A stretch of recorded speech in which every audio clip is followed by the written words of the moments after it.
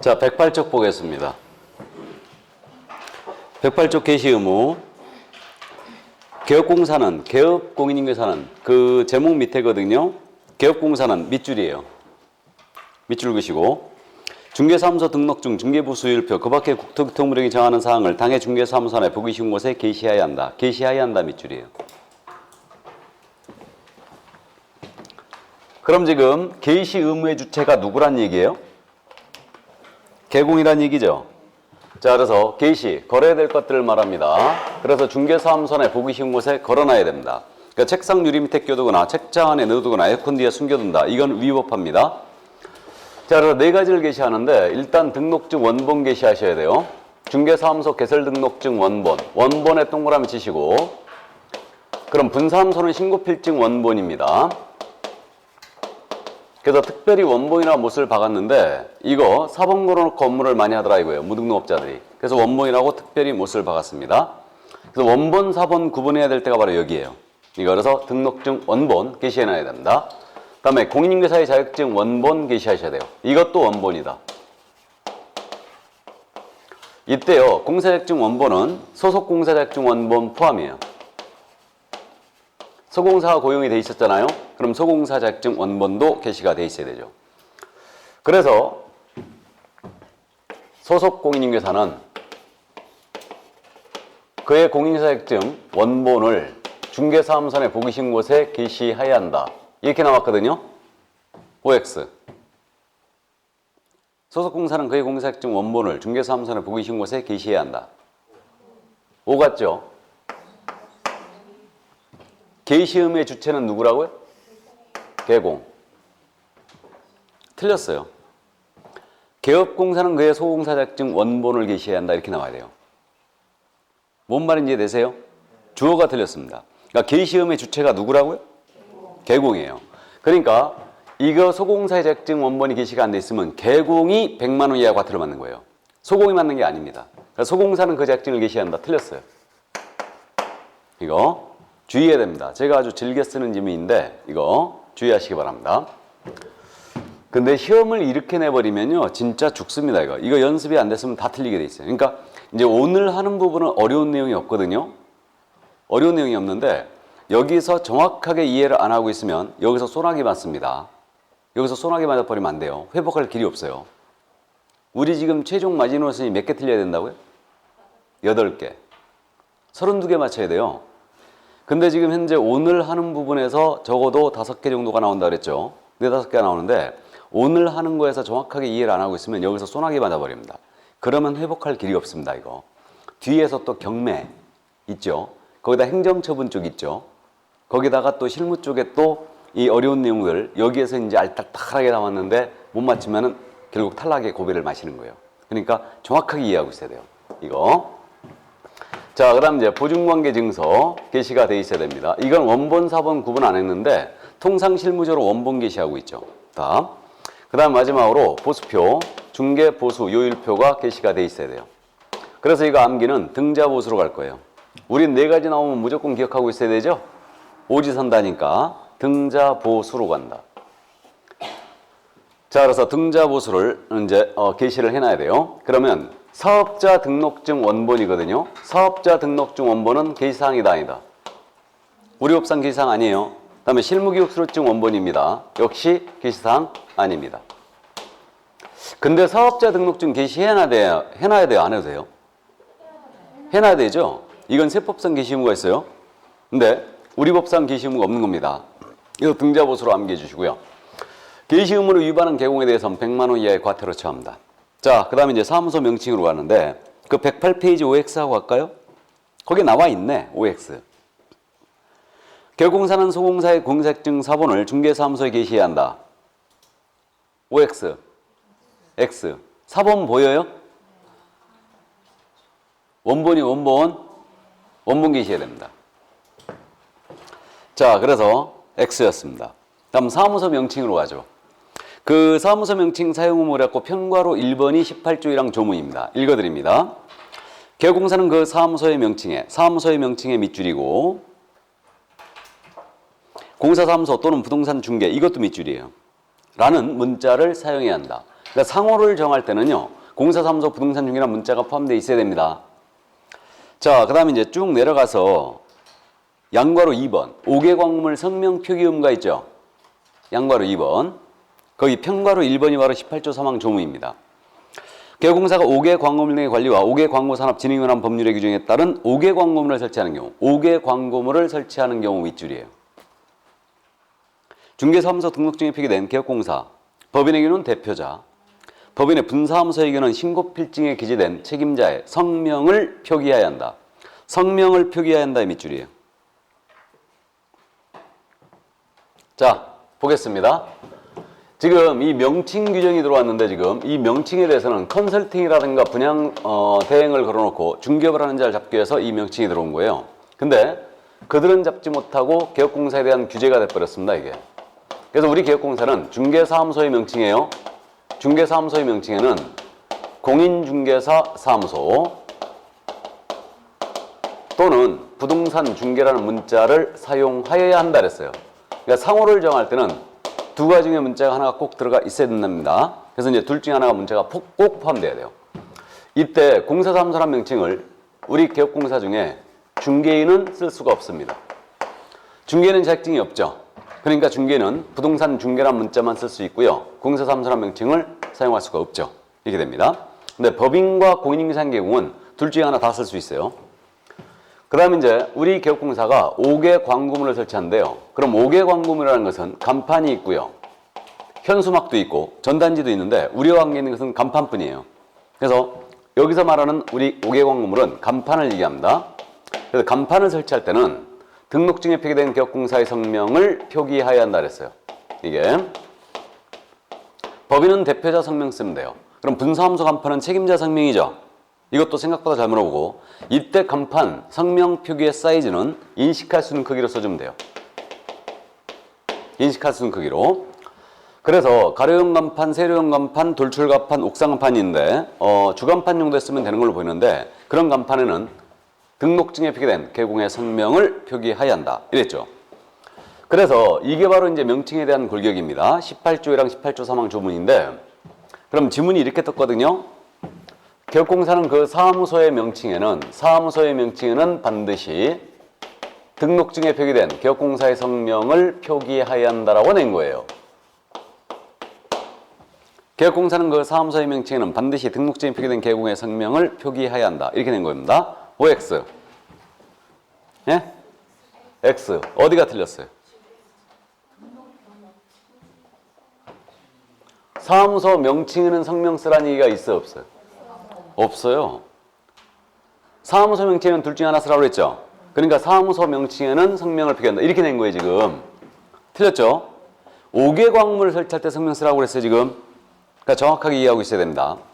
그럼 적법 명칭 여부를 잠깐만 따져보면요. 이거 호박 공인인계사 사무소로 정한 거예요. 적법하다, 부적법하다? 적법하죠? 대박 부동산 중개 사무소로 정했어요. 역시 적법하다. 한민우 공인인계사 사무소로 정했어요. 역시 적법하다. 다음에 이종선 부동산 중개 사무소로 정했습니다. 역시 적법하다. 무등록업자이긴 하지만 일단 적법합니다. 호박 부동산이라고 한 거예요. 돼요, 안 돼요? 안 됩니다. 중개가 들어가야 되죠. 다음에 한민우 공인인계사라고 한 거예요. 역시 부적법하죠. 공인인계사 사무소까지 나와야 돼요. 그래서 이제 이렇게 호박 대박 써도 돼요. 실명 꼭 넣을 필요는 없다는 얘기죠. 그럼 이제 간판을 설치합니다. 간판 설치할 때는 등록증에 표기된 개공의 성명을 표기해 줘야 되죠. 인식할 수 있는 사이즈로. 그래서 그 점. 그래서 이것을 제가 간판 실명제라고 부르는 거예요. 그래서 우리 중개사무소 간판을 보면 전부 다 실명이 써 있습니다. 대표 또는 소장 이런 식으로.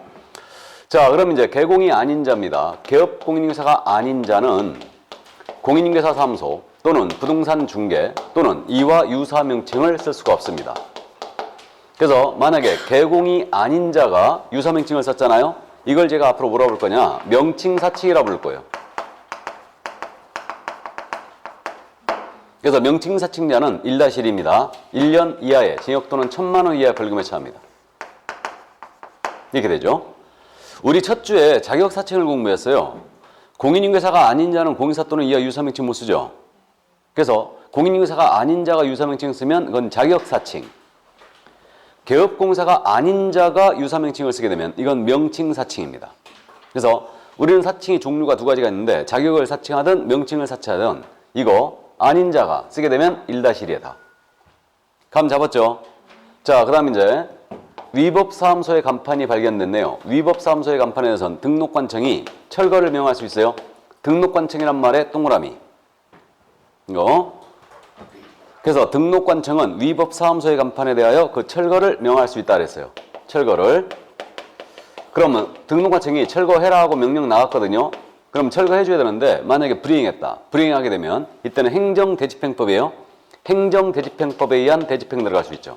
그러니까 등록관청이 간판을 대신 철거해버리고 그 비용을 개공한테 청구할 수 있죠. 이게 24회 때인가?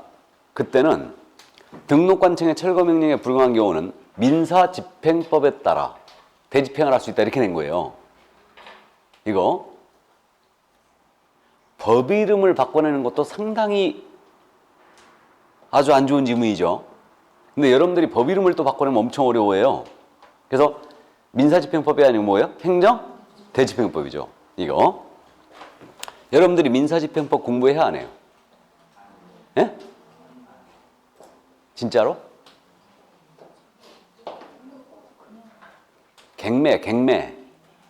갱매가 무슨 법? 민사집행법이라니까 이게. 민사집행법이에요. 그러니까 같은 집행법이기 때문에 이게 여러분들 헷갈리는 거예요. 근데 아주 조잡한 질문이죠. 그러니까 국토부령이냐 조례냐 대통령령이냐 이런 거 이런 식의 질문이에요 이거. 그러니까 요즘 이런 식의 질문들이 나오기 때문에 꼼꼼히 챙겨야 됩니다. 그러니까 그런 엄한 거에 틀리고 오면 안 돼요. 이게. 그래서 어쨌든 참고하시고 그래서 이거 등록관청이 철거를 명할 수 있습니다. 이것도 슬쩍 말에 시도의사로 바꾸는 막 그러는데 이거 주체를 바꾸는 질문들은 조심해야 됩니다. 자, 그러면 그 정도 이제 감을 잡아두시고 이게 판례는 뭐 나중에 하고요. 111쪽에 작년에 나왔던 문제 풀어볼까요? 명칭에 대해서 작년에 지금 출제를 했는데 일단 표시 광고 부분은 아직 안 했지만 자, 그럼 보겠습니다. 공인인증사업령상 중개사무소의 명칭 등에 관한 설명으로 틀린 것은 1번입니다. 법인인개업공사는 그 사무소의 명칭에는 공사사무소 또는 부동산 중개란 문자를 사용해야 한다. 맞아요? 법인과 공인인증사 개공은 둘 중에 하나 다 쓸 수 있다고 그랬죠? 맞고요. 2번. 개공사는 5개 광물을 설치할 의무를 부담하지 않는다. 맞아요? 5개 광물을 설치하라는 얘기 있어요? 없어요? 없어요. 5개 광물 설치 시에는 성명 표기라는 얘기만 있죠? 예를 들어서 설치할 의무를 부담하지 않습니다. 자, 그러므로 2번 질문 맞고요. 3번입니다. 개공사가 설치한 5개 광물에 인식할 수 있는 크기의 연락처를 표기하지 않으면 100만 원 이하 과태료 부과 대상이 된다. 자, 여기서 잠깐. 그럼 개공이 아닌 자가 명칭을 사칭하면 1-1이라고 그랬죠? 그럼 개공이 명칭을 위반했잖아요? 개공이 명칭을 위반하면 100과예요. 100만 원 과태료. 그러니까 개공이 사무소 명칭에 공사사무소 부동산 중개란 문자를 쓰지 않았거나 중개인이 공사사무소라는 명칭을 썼잖아요. 그럼 중개인은 자격증이 없잖아요. 중개인이 공사사무소라는 명칭을 쓰게 되면요. 이건 원래 사칭으로 가야 돼요. 근데 현업을 하신 개업공사죠 지금. 그러니까 명칭 위반으로 봐준 거예요. 그래서 중개인 공사사무소 명칭을 써도 이건 100과입니다. 그 다음에 5개 광물 설치하면서 성명 표기해놨거나 허위 표기했죠. 그럼 이때는 다 100과예요. 그래서 개공이 명칭을 위반하면 뭐라고요? 100과. 아닌 자가 위반하면 1-1. 감 잡았죠? 자, 그럼 거기 3번님은 개공사가 설치한 5개 광물에 인식할 수 있는 크기의 연락처를 표기하지 않으면 100만 원의 과태료 부과 대상이 된다. OX, X. 이거 5개 광물에 연락처 쓰라는 얘기 있어요? 없어요? 없어요. 근데 왜 이제 연락처가 헷갈리느냐? 광고할 사항이거든. 광고에 명시할 사항이거든. 연락처는. 감 잡았어요? 자, 그래서 3번님은 정답이었고 4번. 개공사가 아닌 자가 사무소의 간판에 공사사무소의 명칭을 사용한 경우 등록관청은 그 간판의 철거를 명할 수 있다. 등록관청. 맞죠? 다음 5번 질문. 개공사가 아닌 자는 중사물에 대한 표시광고 해서는 아니 된다. 맞죠? 개공사 아닌 자가 표시광고면 어떻게 되느냐? 1-1이에요. 일단. 자, 정답 3번이었습니다. 그러니까 우리 제재 암기해야 될 것 같아? 안 해야 될 것 같아? 해야 될 것 같죠? 그러니까 제재를 빼놓고는요. 80점 이상 득점을 포기하는 게 맞습니다. 이거. 그러니까 제재 다 암기하고 있어야 돼, 나중에. 자, 그래서 이제 사무소 명칭을 다 봤고요. 5개 광물, 중개사물의 표시 광고로 갑니다. 표시 광고. 그럼 이 표시 광고인데요. 거기 양괄호 1번이 있지 않습니까? 이게 18조 2, 1항 조문인데. 자, 읽어드립니다. 개업공사가 의뢰받은 중개사물에 대하여 표시 광고. 표시 광고 공정화에 관한 법률에 따른 표시 광고를 말한다. 표시 광고를 하려면 중개사무소 개업공사에 관한 사항으로서 다음의 사항을 명시해야 한다. 해서 동그라미 1, 중개사무소의 명칭, 소재지 및 연락처, 이게 명시가 돼야 되고요. 개업공사의 성명, 법인행위는 대표자의 성명이 명시가 돼야 됩니다. 자, 이 표시 광고 규정은 왜 들어왔냐면요. 이거 보조원 있잖아요. 보조원이 중개사물에 대한 광고하는 걸 차단시키기 위해서 이게 들어온 거예요. 원래 취지가. 그래서 제가 프리랜서라는 거 말씀드렸죠. 원래 법상 보조원이죠, 이거. 보조원인데 프리랜서들이 중개사무소에 적을 두고 말이에요. 이거 막 전단지 붙이고 막 광고하고 다니잖아요. 이걸 잡기 위해서 원래 들어온 거예요, 이게. 표시 광고 규정이. 그래서 개공이 아닌 자는 표시 광고하면 안 돼요. 그러면 개공이 아닌 자는 표시 광고하면 안 되는데 그 아닌 자의 범위에는 소공이나 보조원이 다 들어가는 겁니다. 개공만이 광고할 수 있어요. 이게. 그럼 여기서 이제 표시가 뭐냐면 이 표시라는 것은 우리가 상품을 사게 되면 포장지에 이 상품의 구성 성분이라든가 뭐 주의할 점 이런 거 써 있다고 그랬죠. 이게 표시예요, 이게. 이게 표시고. 그다음에 광고라는 것은 매체를 통하여 하는 홍보 활동이 바로 이 광고입니다. 그래서 인터넷, 신문, 잡지를 통하여 하는 홍보 활동. 이게 광고다. 그럼 우리와 관계 있는 것은 광고죠, 광고. 표시는 해당 사항이 없어요, 사실은. 그럼 우리는 광고할 때, 우리 개업공사 광고할 때 명시할 사항이 정해져 있죠. 이걸 그래서 제가 뭐라고 부르고 있냐면 이게 광고 실명제라고 부르고 있어요, 이걸. 광고 실명제. 이건 간판 실명제죠, 지금. 이건 광고 실명제예요. 그럼 광고 실명제니까 광고에 명시할 사항이 가장 먼저 뭐가 들어가야 돼요? 성명. 개공의 성명 들어가야 되죠. 그러니까 법인에게는 대표자의 성명 들어가는 거예요. 그 다음에 중개사무소에 상호 들어가야 되죠. 중개사무소 상호로는 뭐라고 그래요? 명칭이라고 그러고. 이 중개사무소 어딘지 들어가야 되겠죠. 소재지. 중개사무소 소재에 들어가야 되고. 또 하나가 당연히 포함될 게 연락처죠. 이 네 가지예요. 우리 네 가지 나오면 항상 주의하자고 그랬습니다. 그래서 이거는 별도 암기로 가지 않고 이해한다. 광고 실명제니까 성명, 명칭, 소재지, 연락처가 들어가야 돼요. 이게. 그러면 중개사무소의 개설 등록번호 있죠. 중개사무소 개설 등록번호는 광고할 명시할 사항이 아니라는 거죠, 이거. 근데 우리 간판을 보게 되면요. 등록번호가 써 있는 간판들 있죠. 그건 법정사항 아닙니다. 그러니까 등록번호라는 것은 광고에 이거 간판에 들어갈 사항도 아니고요. 그 다음에 광고에 명시할 사항도 아닙니다. 뭔 말인지 됐죠? 그러니까 출제자가 작년 시험에서 이 등록번호로 물어봤으면 문제가 아주 완성도가 높아졌죠. 근데 실데없이 연락처를 물어봐갖고 이 완성도가 훅 떨어진 거예요. 이게. 그래서 나 같으면 이거 등록번호로 물어보거든, 반드시. 이거를. 그래서 뭐 예를 들면 간판에 등록번호를 명시하지 않으면 100만 원 과태료를 부과한다. 이런 식으로. 뭔 말인지 되세요? 이게. 자, 그래서 어쨌든 그 정도 이해되시고. 그러면 개업공인중개사가 아닌 자예요. 이 개업공사가 아닌 자에는 보조인이나 소공이 들어간다는 거예요. 그 점 이해되시고. 그러니까 보조인이나 소공은 광고할 수 없습니다. 그래서 개공이 아닌 자가 중개업을 하기 위하여 중개사물에 대한 표시 광고하면 안 되겠죠.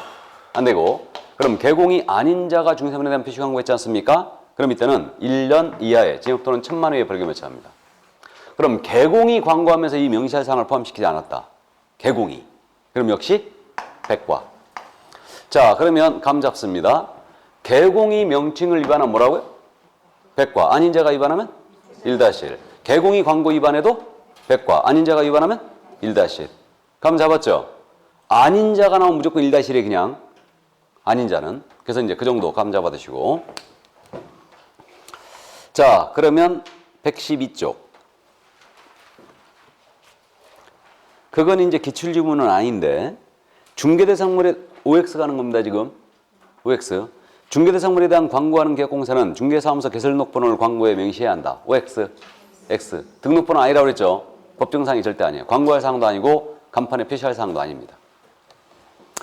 자, 그럼 이제 겸업으로 들어가 볼까요? 겸업.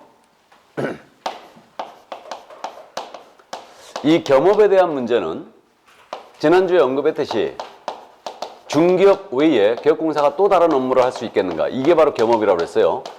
그러니까 중개사무소를 열어놓고 슈퍼마켓 할 수 있느냐, 회사에 나갈 수 있느냐 이 문제. 이게 겸업이고 이중소속과 혼동하시면 안 된다고 그랬습니다. 이중소속은 2개 이상의 중개사무소에 양다리 걸칠 수 있느냐 문제죠. 이건 전면 금지했죠. 그러니까 사무소 양다리 걸칠 수 있느냐가 이중소속이고 겸업은 또 다른 업무를 할 수 있겠는가 이 문제예요. 근데 겸업에 대해서는 지금 출제 빈도표가 23, 24, 25, 26으로 돼 있죠. 27이 빠졌죠. 그럼 지금 겸업은 매번 내고 있는데 작년에 쉬어버렸네요. 그러면 올해는 출제가 확실시 되고 있는 거죠, 이거. 그러니까 매번 내고 있는 부분을 출제 안 했다. 그럼 그 다음에는 무조건 냅니다. 무조건 내고. 이 겸업은 조금 어려워요. 연습이 좀 필요한 부분이에요. 이거는. 자, 그럼 이제 이 겸업에 대한 태도가 개인인 개업공사에 대한 겸업에 대한 태도와 법인인 개업공사에 대한 겸업에 대한 태도 정반대로 돼 있죠, 우리 법이. 그래서 개인인 개공이라 하면 공인인상 개공과 중개인을 말합니다. 법인인 개공이라 하면 특수법인도 있죠, 지금. 근데 겸업에서는 특수법인 빠져요. 왜 그러냐면 특수법인은 겸업을 고려할 필요도 없어요. 특수법인은 고유목적 사업들이 있고요. 부수적으로 중개업을 허용했거든요. 그러니까 여기서 말하는 법인인 개공이라는 뭘 얘기하는 거예요, 지금? 중개법인만 얘기하겠죠. 자, 그러면 우리 지금 현재 개인인 개공에 대해서는요, 우리 법 겸업을 제한하는 규정 자체가 아예 없어요. 아예 없습니다. 그럼 개인의 경우는 능력이다 얼마든지 겸업할 수 있다는 얘기죠. 이 얘기고. 근데 법인인 개공은 지난주에 말씀드렸듯이 토탈 7가지만 허용이 되어 있는 거죠. 그래서 사실상 법인인 개공은 겸업 제한을 받는 거예요. 그러니까 처음 들으신 분은 법인이기 때문에 할 수 있는 업무가 더 많다라고 이해하면 절대 안 된다고 그랬습니다. 거꾸로라고 그랬어요, 이거. 그래서 우리가 실물을 보면 이거 그냥 이해가 된다고 그랬는데 개인인 개공 같은 경우는 직원 한두 명 고용해서 업무하고 있기 때문에 이거 영세성을 면치 못하고 있습니다. 그러므로 겸업 제한을 안 하더라도 할 수 있는 한계가 있었던 거죠. 그래서 개인은 냅둔 겁니다. 근데 법인의 경우는 이거 직원을 수십 명 고용해서 대형화돼 있는데 이 업무를 제외를 안 해버리면 부수적으로 중개업만 하고 말이에요. 이상한 업무 하더라 이거예요. 그래가지고 이제 전문직업이나 품위가 손상될 우려가 있었다고 그랬어요. 그래서 이걸 제한하게 된 거예요. 그래서 이론적으로 보면 겸업이 누가 훨씬 더 넓다? 개인이 훨씬 낫다는 거예요. 그러니까 시험에서는 명심할 점이요. 공인중개사인 개업공사나 중개인 이들은 요러한 업무를 할 수 있다라고 딱 떴잖아요, 지문이. 그럼 이 지문은 일단 O다 X다. 일단 O예요. 명심하세요. 개인은 겸업 제한이 없다는 거. 그래서 할 수 있다라고 어떻게 되면 개인은 일단 이 지문은 맞는 걸로 보고 가야 됩니다. 일단. 자, 그럼 지금부터는 참고. 개인이 겸업 제한이 없는데 전혀 제한이 없는 건 아니죠. 예외적으로 제한을 받는 경우가 있을 겁니다. 그래서 특별히 법에서 명문으로 금지하고 있잖아요. 그럼 제한을 받는 거죠. 그게 대표적으로 뭐가 있냐면 우리 이 일순환 하신 분은 아시는데 우리 금지행위라는 거 있죠. 금지행위 첫 번째가 중사물에 대한 매매업이에요. 그죠? 그러니까 이건 우리 법에서 명문을 금지하고 있는 거고, 그 다음에 공무원이 신문을 가신 분 있죠? 이분은 공무원법에 의해서 영리행위 종사 금지되어 있다고 그랬죠? 그러니까 공무원 신문을 가지신 분은 중개사무소 문 열어놓고, 또 우리 중개인 있지 않습니까? 중개인은 경공매 업무를 할 수 없다고 그랬죠?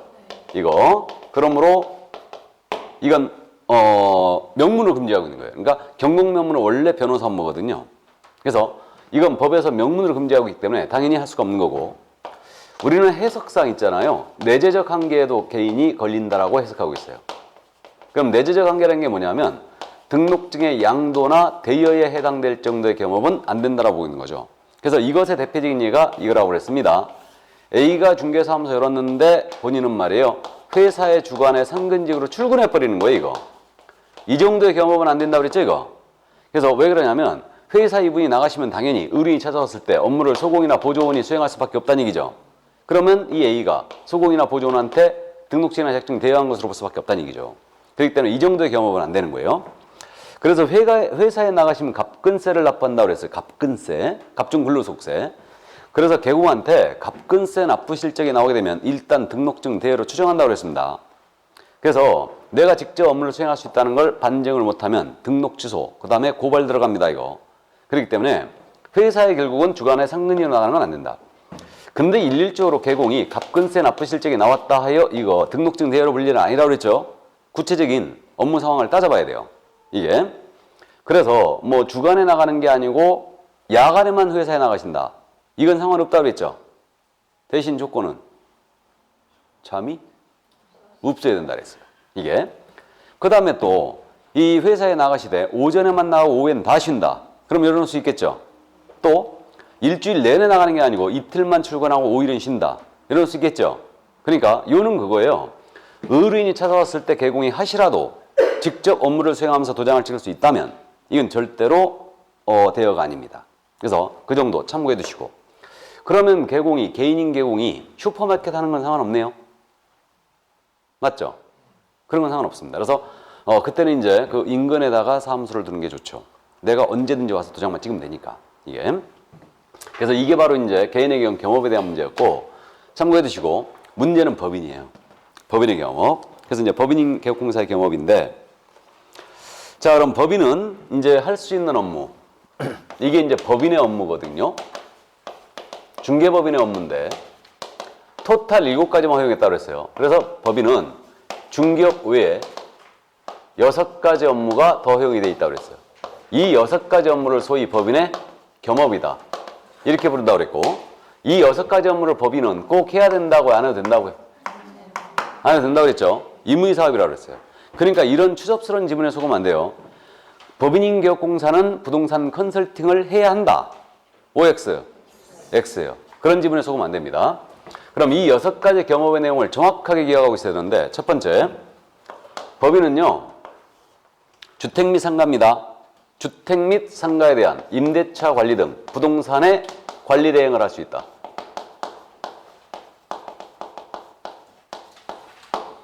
그럼 주택 상가에 대한 관리 대행이라고 그랬죠, 지금? 그러면 주택 상업용 건축물이 아닌 농업용 건축물입니다, 이거. 농업용 건축물에 대한 관리 대행 할 수 있게요, 없게요? 없다라는 겁니다. 이걸 2번이나 물어봤는데 저는 기본적으로 이 견해에 동조하지 않는데 농업용 건축물은 일단 불가합니다. 주택 상가만 가능하대요. 이거 상업용 건축물 맞죠? 상업용 건축물인데 이 건물을 소유자로부터 통째로 위임받아가지고 이제 임대차 관리해 주는 거예요. 또 경비 붙이고 청소 붙이고 이럽니다. 이게 관리 대행이죠. 다만 이 관리 대행에 대해서 여러분들 주택관리사라고 들어봤죠? 주택관리사 들어봤는데 만약에 공동주택 300세대 이상을 관리 대행하잖아요. 공동주택이오는 300세대 이상을 관리 대행할 때는 주택법에 따라서 주택관리업 등록해야 돼요. 그래서 관리 대행을 법인이 할 수 있는데 이때 다른 법이 관리 대행에 대해서 어떤 요건을 더 필요로 한다. 그럼 그 요건도 충족해야 돼요. 그래야 할 수 있습니다. 참고하시고. 그래서 어쨌든 주택 상가에 대한 관리 대행 가능하죠. 그래서 OP 관리 대행 많이 한다고 그랬죠? 실무적으로 원룸 관리 대행, OP 관리 대행 많이 합니다. 다음, 부동산에 대한 이용, 개발, 거래에 관한 상담업을 영위할 수 있죠. 이게 부동산 컨설팅이에요. 그럼 부동산에 대한 컨설팅이니까 직접 포크랜드에서 땅을 들러 없습니다. 이게 개발업이죠. 직접 개발업을 할 수는 있다, 없다? 없다. 그리고 부동산에 대한 컨설팅이라고 그랬죠, 이거? 그럼 증권 투자 컨설팅 합니다. 돼요, 안 돼요? 안 된다는 거. 그 다음에 부동산 펀드를 조성합니다. 법인이 부동산 펀드의 조성 다 안 되는 거죠? 이거 부동산에 대한 컨설팅이다. 다음 세 번째, 개업 공인인계사를 대상으로 합니다. 개업 공인인계사를 대상으로 한 중개업의 경영기법 및 경영정보의 제공업을 영위할 수 있죠. 이게 바로 중개업 경영 컨설팅이거든요. 경영 컨설팅인데 이걸 전문용어로 뭐라 한다고요? 프랜차이즈. 이게 중개업 프랜차이즈예요. 그래서 부동산 114라든가 부동산 서브 이런 것들이 부동산 이제 중개업 프랜차이즈라고 그랬는데 이게 그러면 중개업에 대한 프랜차이즈므로 통닭집 프랜차이즈 할 수 있다, 없다? 없다라는 거죠. 그거 안 되는 겁니다. 중개업에 대한 프랜차이즈여야 돼요. 그러면 중개업에 대한 경영기법 제공 이거니까 프랜차이즈니까 상대방이 누구여야 됩니까? 개공대상해야 돼요. 이거 명심하세요. 법인의 업무 중에 유일하게 상대방 지정한 거 이거예요. 다른 것은 일반인이든 공인인계사든 개공이든 상관치 않거든요. 근데 이건 중개업 경영기법 제공은 창업을 준비 중인 공인인계사를 대상으로 할 수 없습니다. 개공 대상이어야 돼요. 이거 꼭 명심하시고. 자, 다음 네 번째로 역시 주택 및 상업용 건축물이에요. 주택 및 상업용 건축물에 대한 분양 대행을 할 수 있죠. 그럼 타인이 건축한 주택이나 상가에 대해서 분양을 대신해 줄 수 있죠. 그럼 이것도 주택 상가로 못을 박았으니까 토지 분양 대행은 된다 안 된다? 안 된다는 얘기예요, 이거. 토지 분양 대행은 안 되는 걸로 일치된 견해를 보이고 있어요, 이건. 투기 가능성이 있기 때문에 법인 토지 분양 대행 못 한다. 그래서 주택 상가 분양 대행, 주택 상가 관리 대행 이렇게 됩니다. 자, 그다음에 이제 다섯 번째로 법인이 당연히 경공매 알선 대리를 할 수 있죠. 경매 대상, 공매 대상 부동산에 대한 권리 분석, 취득의 알선, 입찰 신청, 매수신청 대리를 할 수 있죠. 이 경공매 알선 대리라고 해요. 이거 할 수 있고, 이건 잠시 후에 부연 설명하고, 마지막으로 주거 이전에 부수되는 용역의 알선업, 이걸 수행할 수 있습니다. 주거 이전에 부수되는 용역이라는 게 뭐가 있다고요? 이사업체나 도배업체가 있죠. 그러니까 이사업체, 도배업체 소개하는 것까지만 됩니다.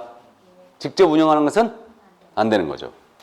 그래서 이거는 조금 연습이 필요하다는 얘기가 다음 중 법인이 할 수 있는 업무를 모두 골라라 이런 식으로 내거든요. 그러니까 이거는 정확하게 암기하고 있어야 돼요. 그래서 이제 이거는 암기를 어떻게 할 거냐면 관리대행 광 있죠. 상담, 상, 프랜차이즈 할 때 차, 분양대행 할 때 분, 경공매 알선 대리 경, 그다음에 주거 이전에 부수되는 이사 관련 용역이죠, 이거. 그래서 주거 이전에 부수되는 용역의 알선업을 수행할 수 있어요. 그래서 이게 관상, 차분, 경이에요. 관상, 차분, 경이. 제 관상, 차분해 보여서 경이롭다. 이렇게 갈 거예요. 관상, 차분, 경이.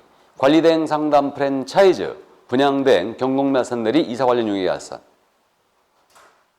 됐지요? 관상, 차분, 경이로 기억하고요. 자, 그러면 여기서 이와 관련된 사항으로서 우리 개인 따져봐야 되죠. 우리 공인중개사인 개업공사 있죠.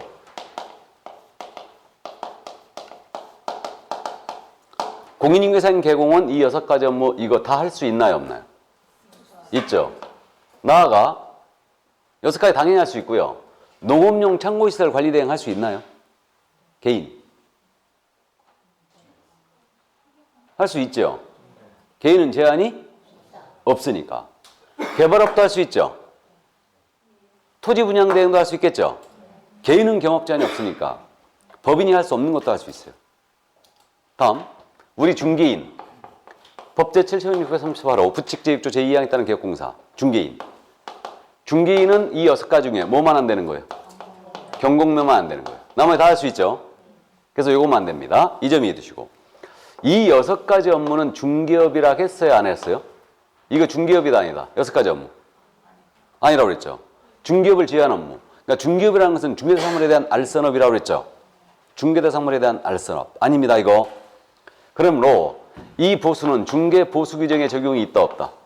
없다. 그럼 이 보수 알아서 받아라는 얘기예요.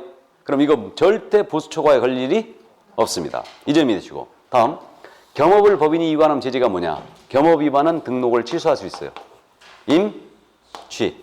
의무적 등록 취소고 등록을 취소할 수 있다. 또는 업무 정지예요. 그다음 특수법인은 당연히 이거 한 가지도 할 수 없고요. 겸업에 속하는 거. 이 정도. 자, 그럼 거기 이제 115쪽에 경공매 알선 대리란 말 나와 있습니다. 이 부분에 대해서 보는데 우리는 경매 대상 부동산, 공매 대상 부동산에 대한 권리 분석, 취득의 알선, 입찰 신청, 매수신청 대리를 할 수 있죠. 그래서 이 경매라는 것은 현재 법원에서 하고 있는 거고요. 공매라는 말은 공개 매각의 준말이라고 그러죠, 이거. 공개 매각 준말이고요.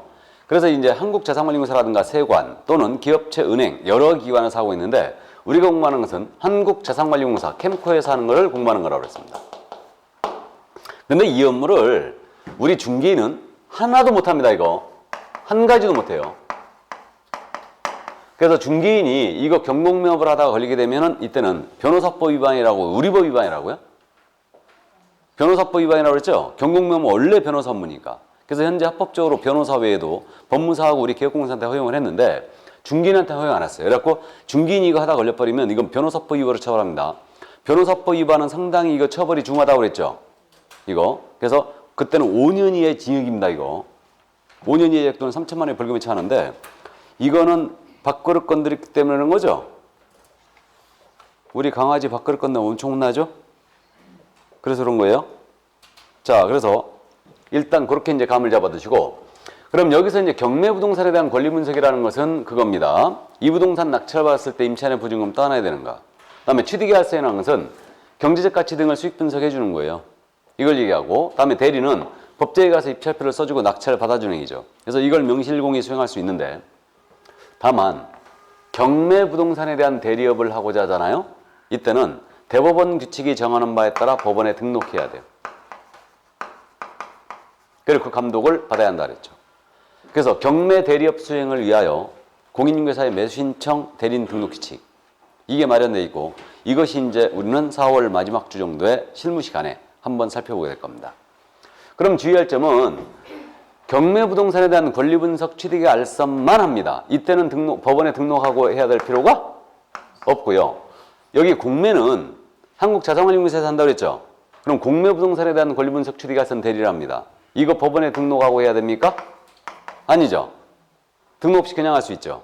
그러니까 오직 경매부동산에 대한 대리하고자 할 때만 등록을 요구하는 거예요. 그러므로 개업공사가 경매 또는 공매 대상 부동산에 대한 입찰 신청, 매수신청 대리를 하고자 할 때는 대법원 규칙이 정하는 바에 따라 법원에 등록을 하고 그 감독을 받아야 한다라고 낸 거예요. OX, X죠. 공매가 빠져야 되죠. 일단 여기서 이 정도 기억하고 갑니다. 경매 대리업을 하고자 할 때만 등록을 요구하는 거예요. 주의해 주시고요. 나머지는 그냥 할 수 있어요. 그래서 실무적으로 경매 대리업 등록 많이 한다고 안 한다고요? 많이 안 한다고 그랬어요. 이거만 안 하면 되니까 나머지는 다 그냥 할 수 있거든요. 그래서 그 점 일단 감 잡아 두시고. 자, 그러면 이제 다 봤는데, 그러면 작년에는 이것이었으므로 26회 때 문제를 볼까요? 116조. 공인중개사 법령상 개업공사가 겸업할 수 있는 업무를 모두 고른 것은 다른 법률에 따라 중개업을 할 수 있는 경우는 제외함. 알아보시겠어요? 특수법인 제외한다는 얘기죠? 당연한 얘기예요. 그는. 자, 그럼 법인의 겸업입니다. 지금 기업, 주택의 분양대 OX, O. 토지 분양대가 안 된다고 그랬고, 니은, 부동산의 이용 개발 및 거래에 관한 상담, O죠. 부동산 상담이죠, 이거. 다음 디귿, 중개 의뢰인의 의뢰에 따른 이 사업체의 소개, O죠. 다음 리을, 개업공사를 대상으로 한 중개업의 경영기법 제공, 개공 대상, 이게 체크포인트죠. 경영법 제공할 수 있죠. 프랜차이즈. 박스형이죠, 이거. 또 모두 나왔네. 그죠? 또 모두예요. 그게 정답 5번이었습니다. 모두가 심심치 않게 나오죠, 지금. 박스형이. 자, 그래서 정답은 5번이었네요. 기출문 문제 이 정도면 풀만해요?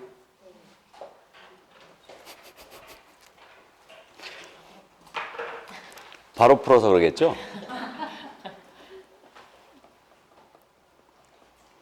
그러니까 시험장에서는 대다수 문제, 24개 정도는 그냥 정답이 보인다고 그랬죠.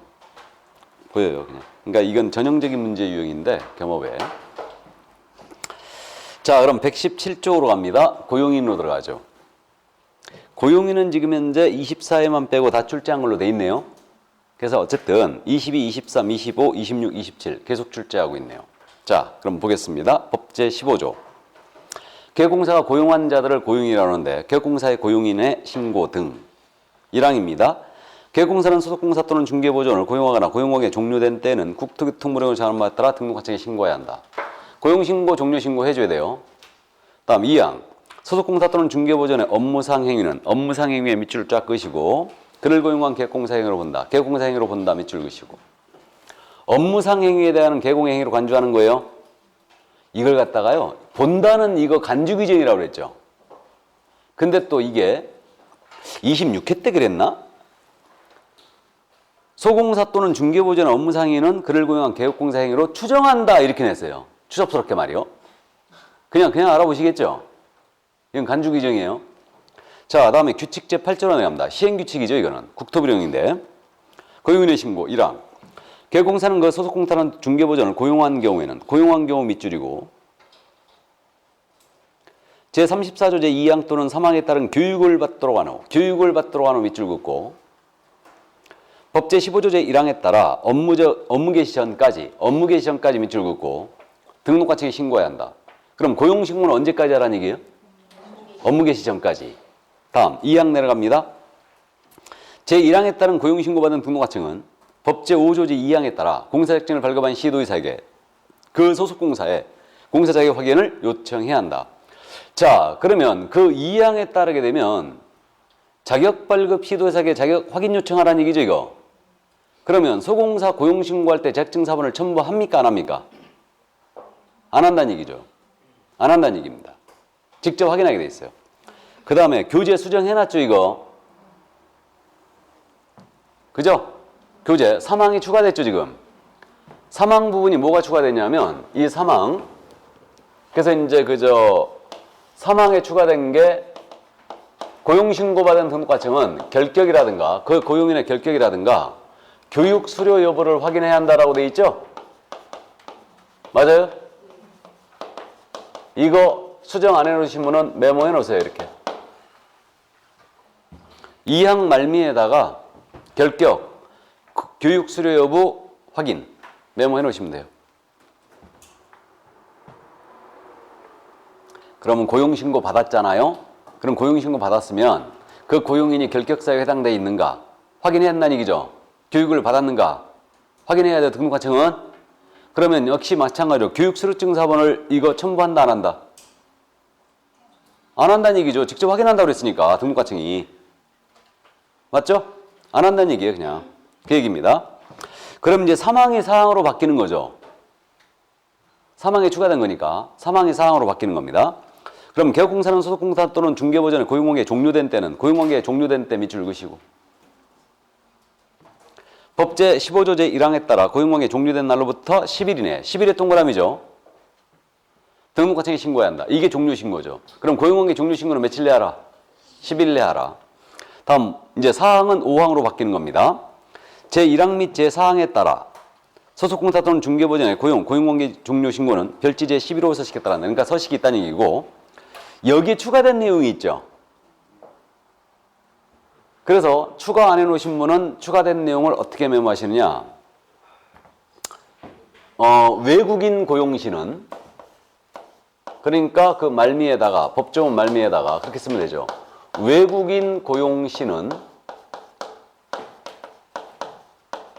결격 사유에 해당하지 아니함을 증명하는 서류.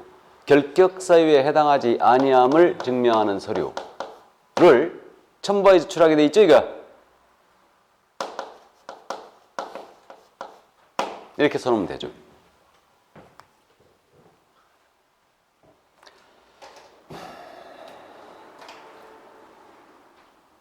됐습니까? 자, 그래서 조문 다 읽어봤어요. 그럼 이제 내려가죠. 고용인의 의의 및 종류가 나와 있는데 고용인의 종류는 두 가지가 있죠. 하나는 소속공인인사가 있고 또 하나는 중개보존이 있더라 이거예요. 용어의 정의 잠깐 떠올려 볼까요? 우리 소속공사는 말 그대로 기억하자고 했어요.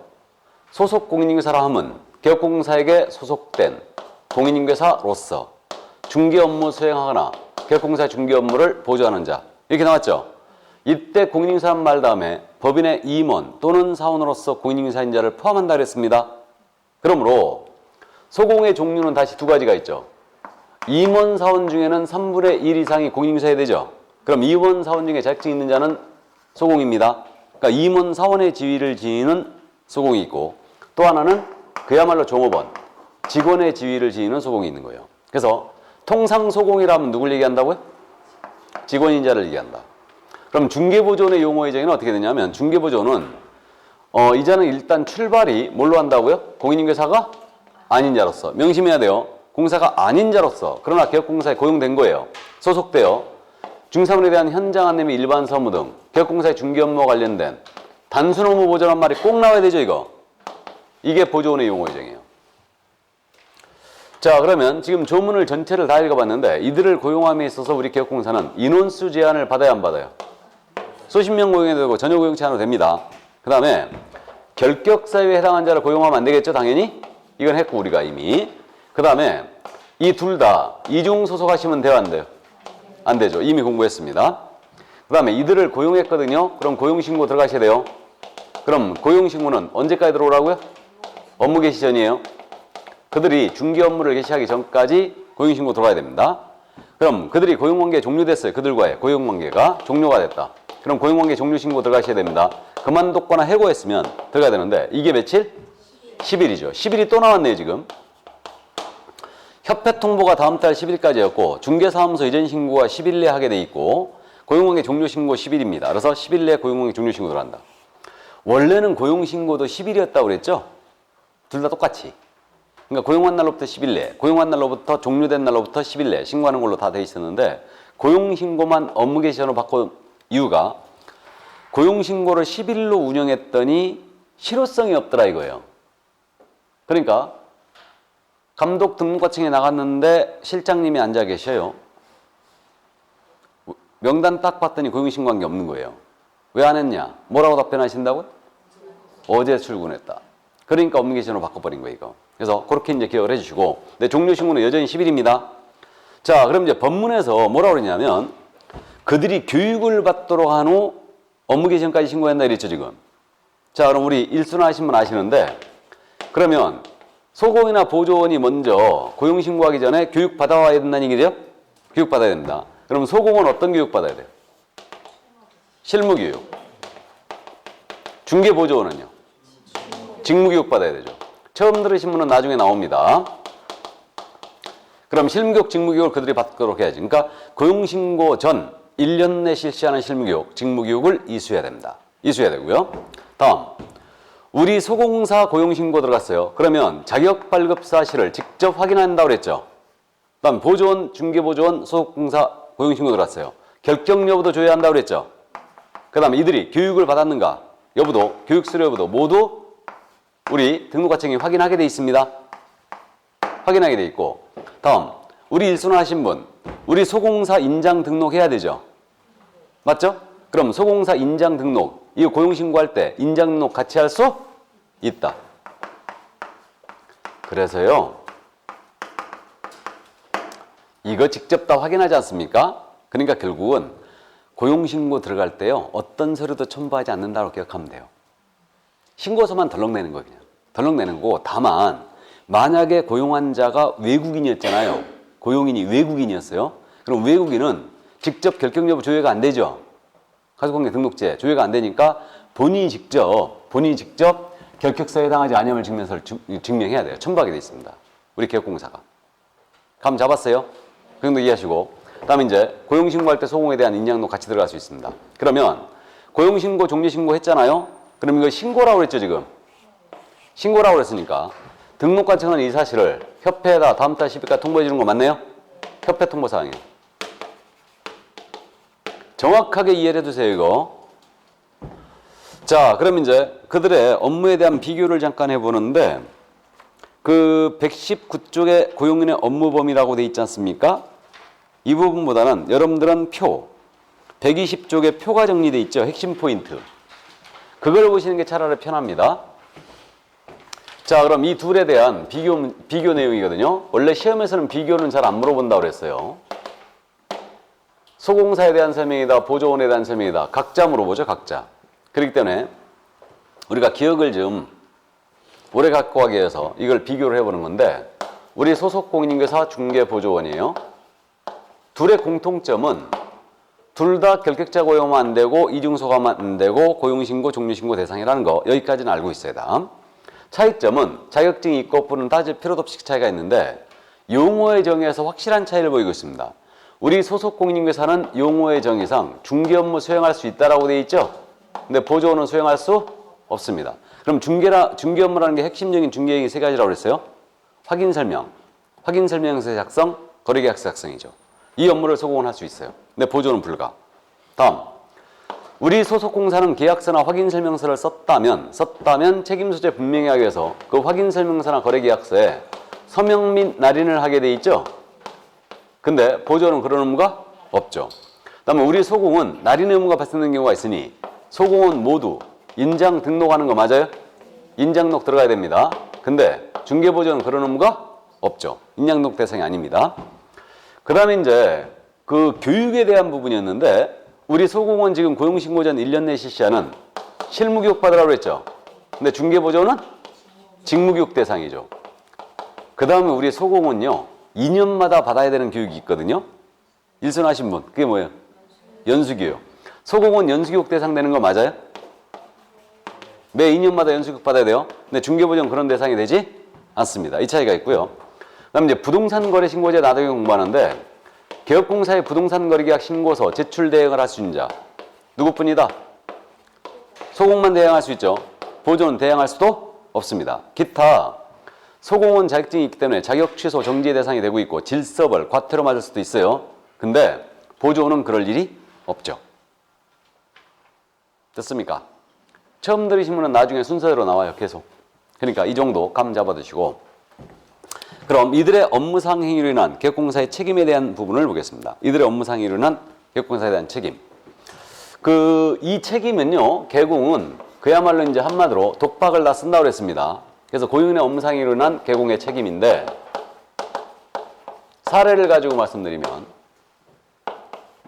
갑이 개업공사 A의 사무실을 찾아왔거든요. 토지를 구하러 왔어요. 근데 B 소속 공인중개사가 자리를 짓고 있었고 우리 개업공사 A께서는 출타 중이셨습니다. 손님하고 골프 치러 가고 안 계셨어요. 이거 마침 의뢰받은 토지가 있어가지고 소공이 이 갑에 대하여 일단 브리핑을 하는 거예요. 토지에 대한 정보를.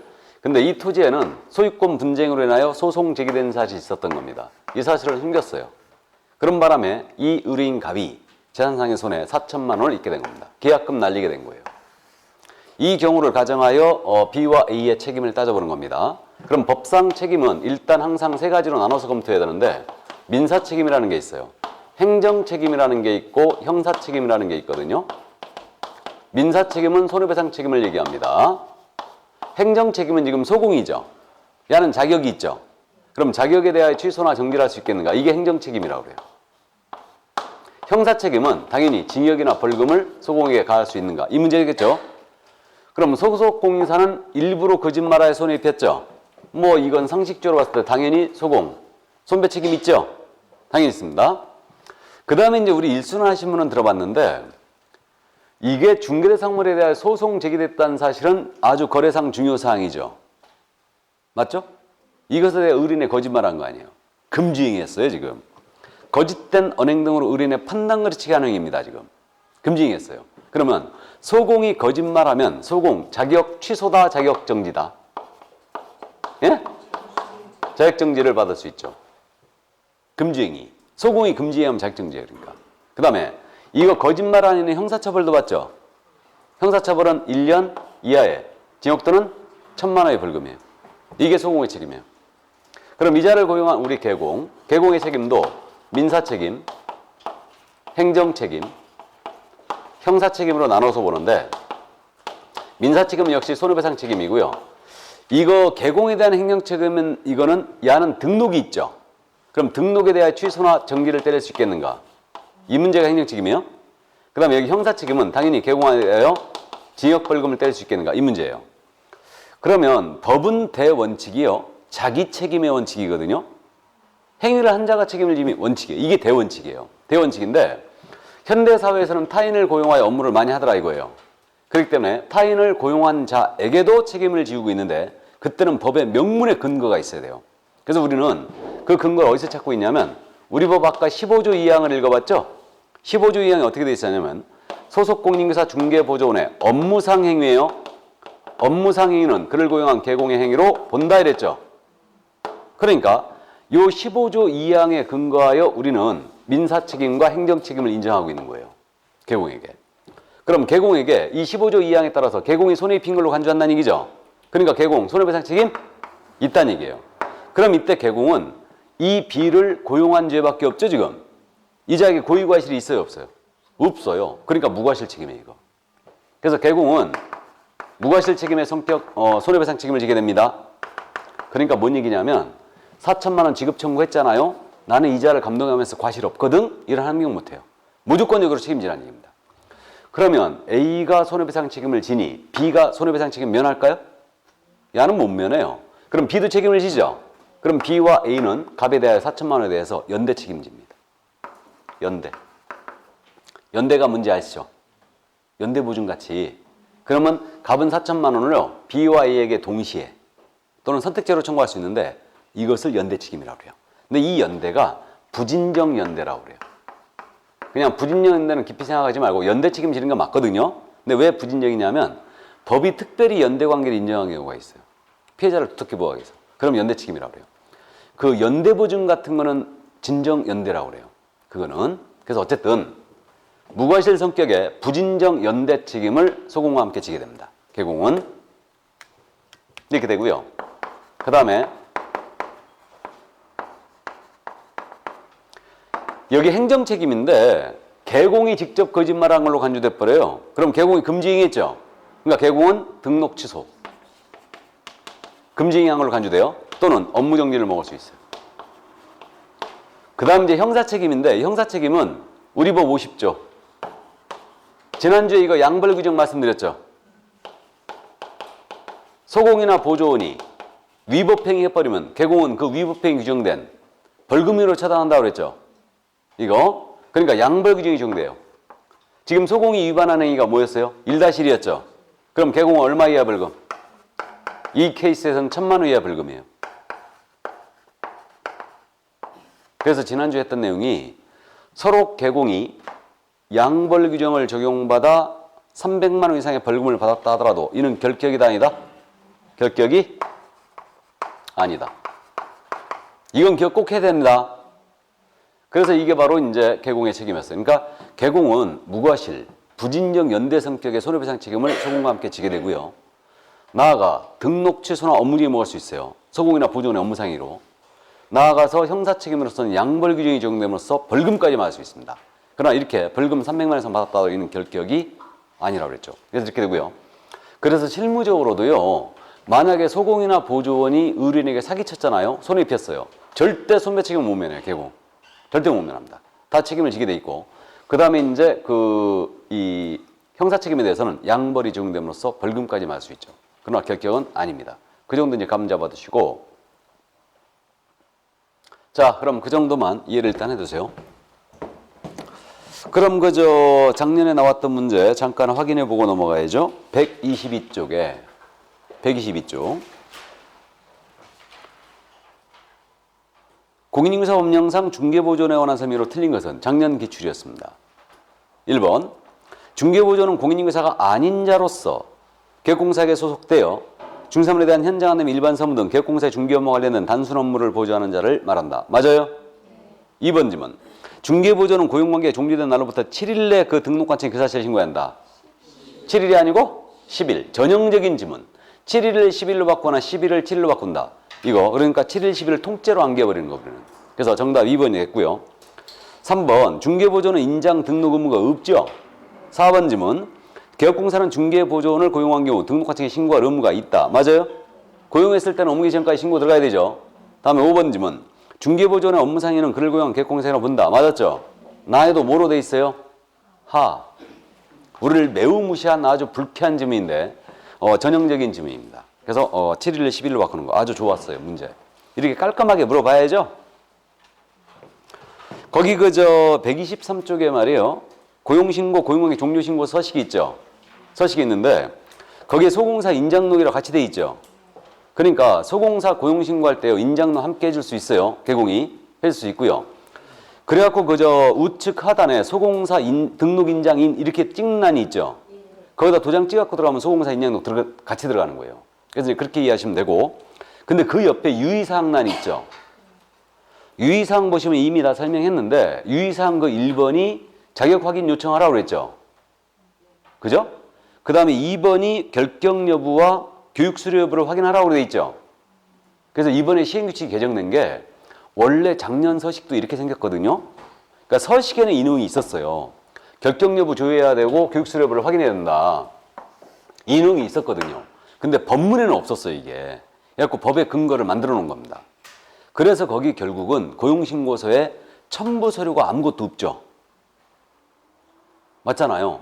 직접 다 확인하니까. 그러니까 그 자격발급 시도사에게 확인하게 돼 있고요. 그 다음에 교육수료도 모두 확인하게 되기 때문에 교육수료증이라든가 자격증4번을 첨부하지 않는 거예요. 이게.